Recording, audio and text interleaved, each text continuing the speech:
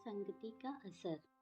एक बार एक राजा शिकार के उद्देश्य से अपने काफिले के साथ किसी जंगल से गुजर रहा था। दूर दूर तक शिकार नजर नहीं आ रहा था। वे धीरे धीरे घनघोर जंगल में प्रवेश करते गए। अभी कुछ ही दूर गए थे कि उन्हें कुछ डाकुओं के छिपने की जगह दिखाई दी। जैसे ही वे उसके पास पहुंचे कि पास के पेड़ पर बैठा तोता बोल पड़ा, पकड़ो पकड़ो, एक राजा आ रहा है, इसके पास बहुत सारा सामान है, लूटो लूटो, जल्दी आओ जल्दी आओ।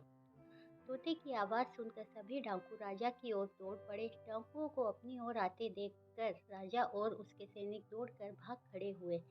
भागते भागते कोसों दूर निकल गए। सामने एक बड़ा सा पेड़ दिखाई दिया।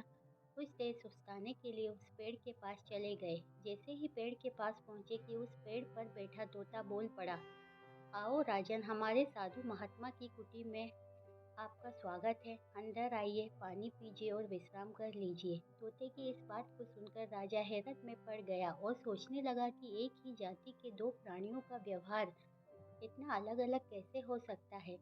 राजा को कुछ समझ नहीं आ रहा था। वह तोते की बात मानकर अंदर साधु की कुटिया की ओर चला गया। साधु महात्मा को प्रणाम कर उनके समीप बैठ गया और अपनी सारी कहानी सुनाई। और फिर धीरे से पूछा, ऋषिवर, इन दोनों तोतों के व्यवहार में आखिर इतना अंतर क्यों है?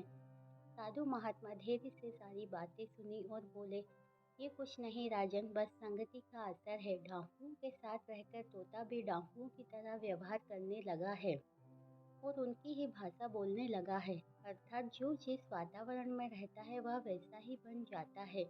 कहने का तात्पर्य यह है कि मूर्ख भी विद्वानों के साथ रहकर विद्वान बन जाता है, और अगर विद्वान भी मूर्खों के संगत में रहता है तो उसके अंदर भी मूर्खता आ जाती है।